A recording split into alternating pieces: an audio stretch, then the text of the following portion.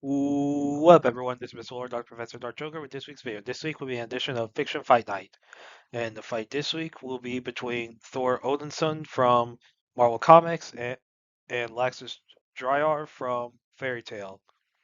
So basically, I'm going to get into, their abilities, their basic story, and then go over, who would win a hypothetical fight between them. With all that being said, on with the video. First off, I'm going to explain who Thor Odinson is. So, Thor debuted in Journey to Mystery, number 83. He's the son of King Odin, the Allfather of Asgard, and Gaia, the Earth Elder God. Now, Gaia is the name of Thor's mother in in the comics. That's not the name of his mother in Norse mythology. In Norse mythology, his mother's name is Yoro. Also, her name's also given as, Fjorgyn or Haludin. Basically, she's a giantess that personifies the earth. So, like, basically, in Marvel Comics, Gaia is like a stand-in for Yoro. You know, I mean, I've not read like every single Marvel comic in existence. I haven't necessarily read a lot of Thor comics, but what I do know is that Gaia is Thor's mother.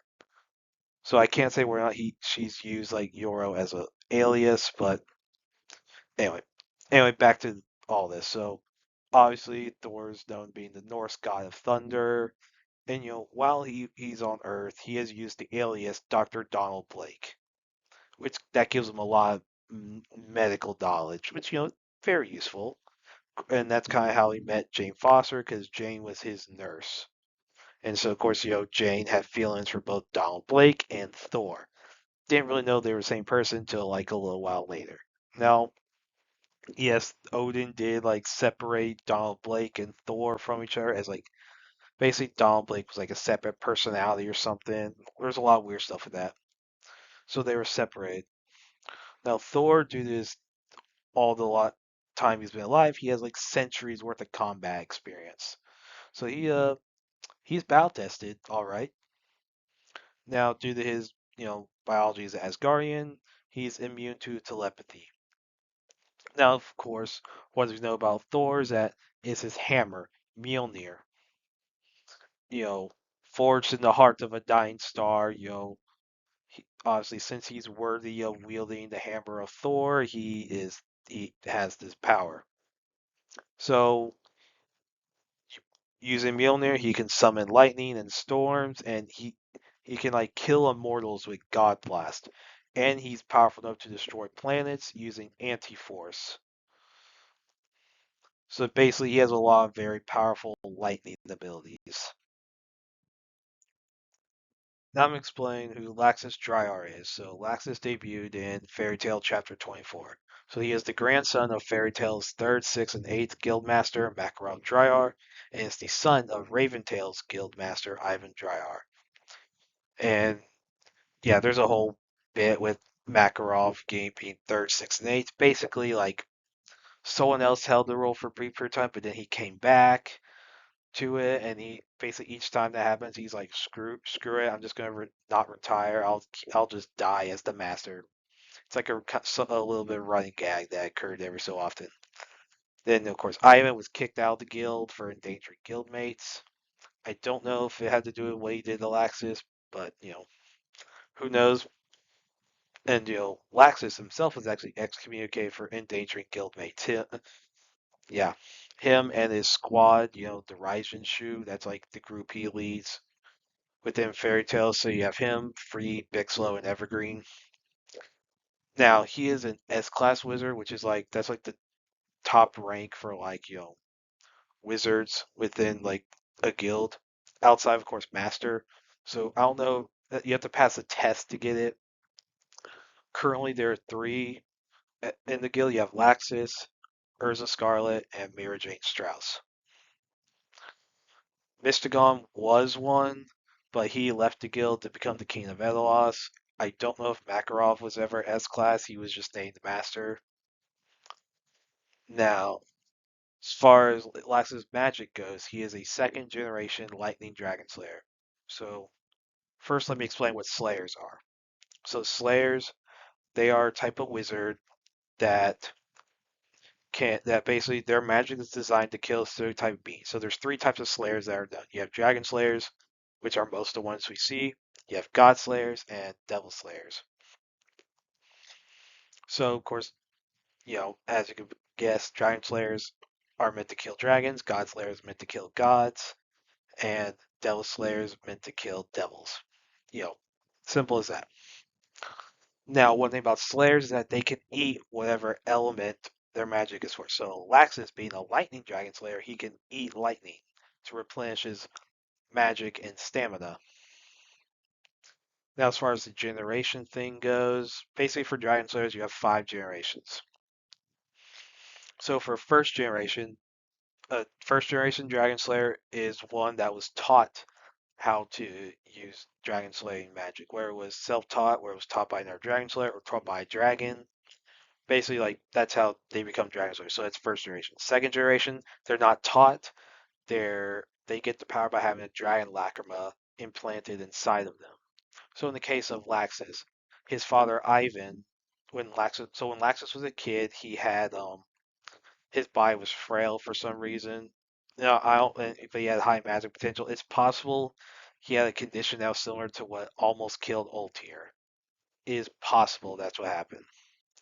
Who knows?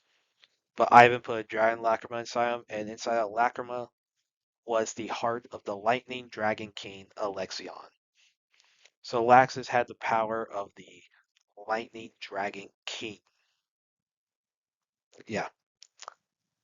So that's how he got. It was kind of secret that he was a dragon slayer until like the end of like the Battle of Fairy Tale arc.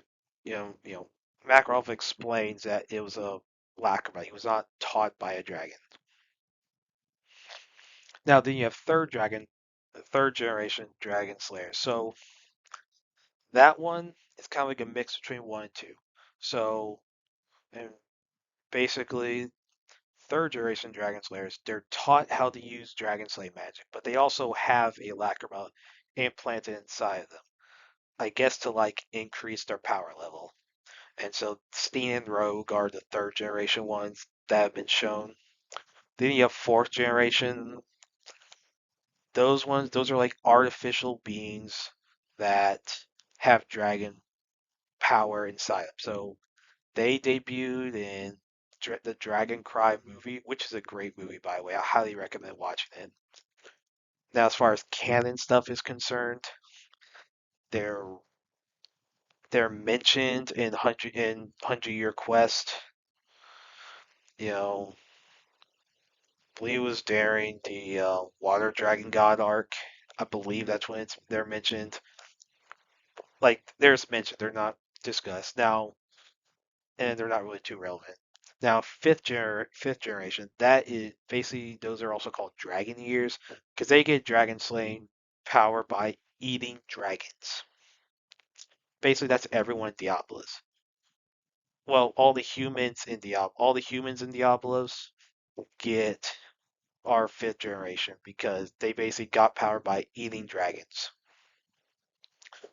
So, that's how they get.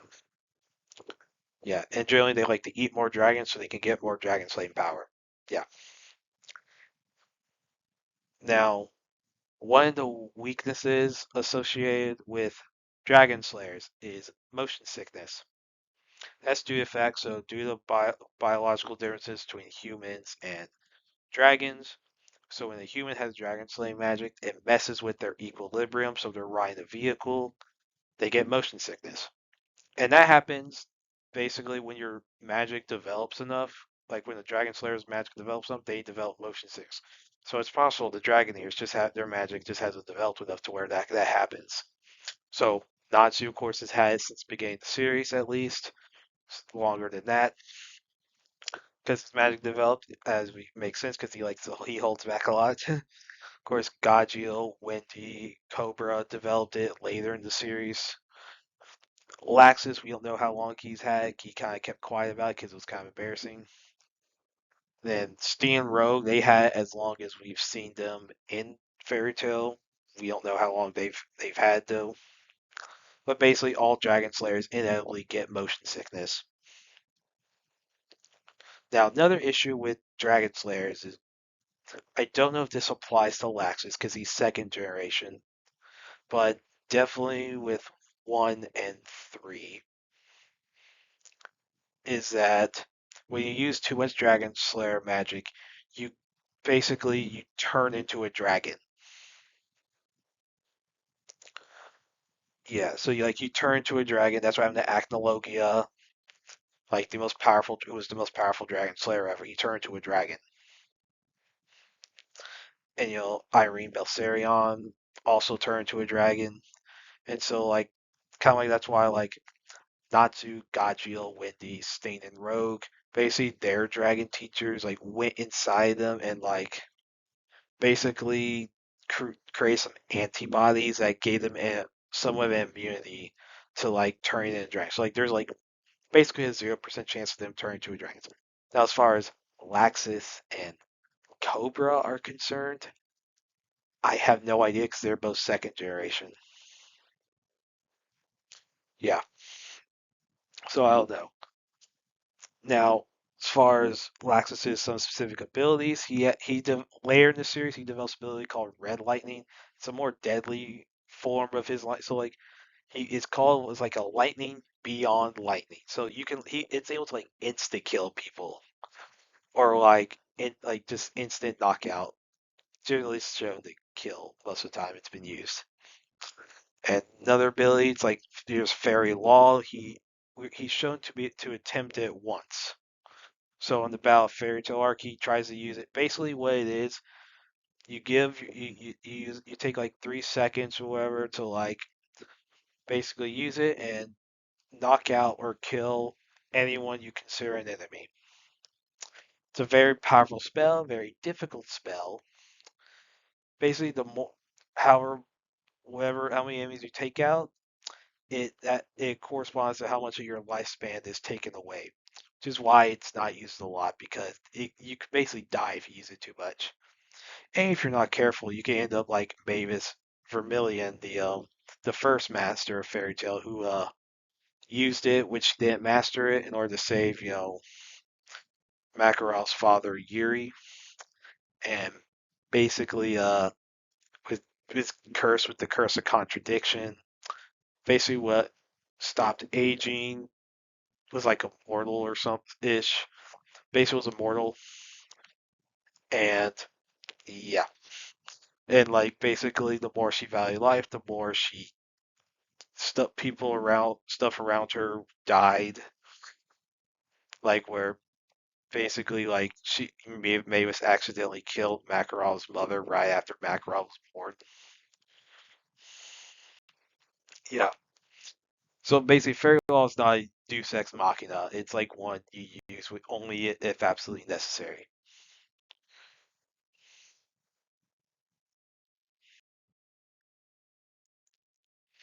Now I'm going to go over who I think will win this hypothetical fight.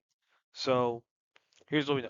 Thor's power level and regenerative ability is significantly surpasses Laxus, and in hand-to-hand combat, due to his centuries worth of experience, could probably beat Laxus in a fight, and also since Thor, being a god, also has superhuman strength.